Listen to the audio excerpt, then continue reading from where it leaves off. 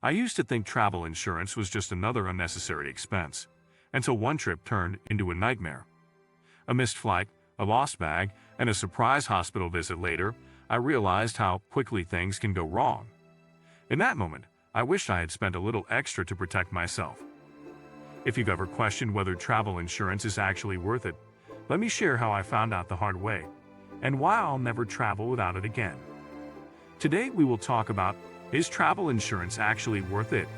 I found out the hard way. So before we start, make sure to hit the like button and subscribe to my channel. The joyful start and careless skip. The story began with what was supposed to be the trip of a lifetime. I have been planning for months to visit Southeast Asia, a region I had dreamed of exploring for years. I was fascinated by its temples, street food markets, stunning islands, and vibrant cities. My route would take me through Cambodia, Vietnam, and Thailand, with carefully scheduled stops at iconic landmarks and serene beaches. When booking my tickets, I noticed the travel insurance checkbox again. It appeared right at the end of the payment screen, promising coverage for medical emergencies, lost baggage, cancellations, and more. I hovered over the option for a moment, then clicked "No thanks." I reasoned that I had never needed insurance before. I was in good health. Why waste an extra $50 or $60 on something I might not even use? I figured I would be cautious, drink bottled water, avoid street food, and stick to the safe tourist zones. When things went wrong in Cambodia. For the first few days, everything went according to plan. I had arrived in Siem Reap, Cambodia, and was blown away by the grandeur of Angkor Wat. I rode a bicycle through ancient ruins, interacted with friendly locals, and took countless pictures. The food was delicious, the people were kind, and the scenery was magical. I was beginning to think this trip would be just as perfect as I had imagined. But on the fourth night, everything changed. I woke up in the middle of the night feeling nauseous and feverish. Within hours, my symptoms worsened. I had severe stomach cramps, dehydration, and a splitting headache. I could barely move and knew this was not a minor bug. I needed help fast. The hotel staff called a local clinic, who sent a nurse, and after an initial check-up, I was advised to go to the nearest hospital. The financial blow: emergency medical care. The private hospital in Siem Reap was clean and professional, but it was not cheap. After a series of tests, I was diagnosed with a bacterial gastrointestinal infection, possibly from contaminated ice or food. The doctor recommended I stay in the hospital for 2 days under observation while being treated with antibiotics and fluids through an IV. I was weak, confused, and scared, being in a foreign hospital by myself and barely able to communicate with the staff. When I received the bill, it hit me like a second wave of sickness.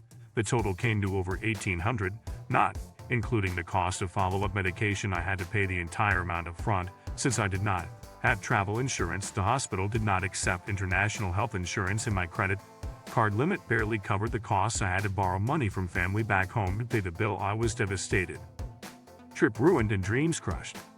Because of my illness, I had to cancel the rest of my Cambodia tour and skip my trip to Thailand. I had lost hundreds of dollars in non-refundable hotel bookings and internal flights. The airline charged a hefty cancellation fee, and the hotel in Phuket kept a portion of my deposit. I tried contacting the booking platform, but without insurance, I had no right to claim any refund. In total, I lost more than $3,000, which was more than I had even spent on the initial bookings. Worse than the financial hit was the emotional toll. My dream vacation had turned into a nightmare. I spent days in bed recovering, alone and anxious about money and my health. Instead of making memories, I was trying to figure out how to get home safely. I eventually cut my trip short and booked a last-minute flight back, which cost another $350, adding to my already mounting expenses. The helplessness of being uninsured abroad.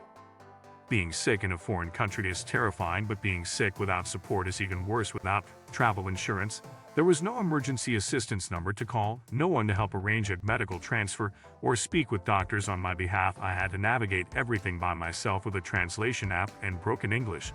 There was no guidance and no backup plan.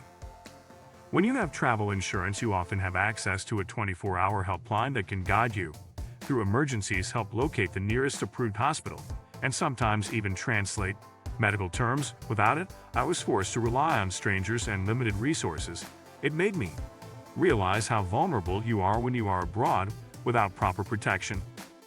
Understanding what travel insurance actually covers. Before this experience, I had only a vague idea of what travel insurance really covered. I thought it was just for delayed flights or lost bags. In reality, it is so much more. It can cover emergency, medical expenses, hospital stays, outpatient treatment, prescriptions, and even medical evacuation in case you need to be flown to another country or back home for treatment. Some policies also reimburse for trip cancellations or interruptions due to illness, weather disasters, or political unrest. There are also lesser-known benefits like coverage for theft of belongings, rental car accidents, accidental death, and repatriation of remains in extreme cases. Some plans even include coverage for lost travel documents, emergency dental care, and legal assistance when needed. All these benefits are packed into one small policy that can cost as little as 5% of your trip cost. Learning the hard way about what to look for. After returning home, I did hours of research to understand what I should have done differently. I learned that the best travel insurance plans offer at least $500,000 in medical coverage along with emergency evacuation benefits of up to $100,000 or more. Policies also vary in terms of deductibles and exclusions, so it is crucial to read the fine print before buying. Some exclude pre-existing medical conditions, while others do not cover high-risk sports like scuba diving or mountaineering unless you pay extra. Some policies even offer cancel for any reason upgrades, which allow you to cancel a trip for personal reasons and still recover part of the costs. I also discovered annual plans that are ideal for frequent travelers and group coverage for families or corporate travel. Planning properly and comparing policies would have saved me thousands and spared me a world of stress. Another story that reinforced my belief: months later, a close friend of mine took a trip to Europe with her mother. During the trip, her mother slipped on wet pavement in Italy and fractured her hip. It was a painful experience, but because they had travel insurance, the insurance company arranged for her hospital stay, physical therapy, and even helped rebook their return flights at no additional cost. My friend told me how smooth the entire process was and how thankful she was for buying that policy. Even something as simple as a missed train due to a delay was reimbursed by the insurer. This contrasted so sharply with my experience that I was more convinced than ever. The mindset shift that changed everything. Now travel insurance is the first thing I'd buy after booking a trip. I no longer see it as an optional add-on, but as an essential item like a passport or credit card. It offers not just reimbursement, but also peace of mind, confidence, and safety. Traveling is about freedom, but that freedom is best enjoyed when you know you have a safety net beneath you.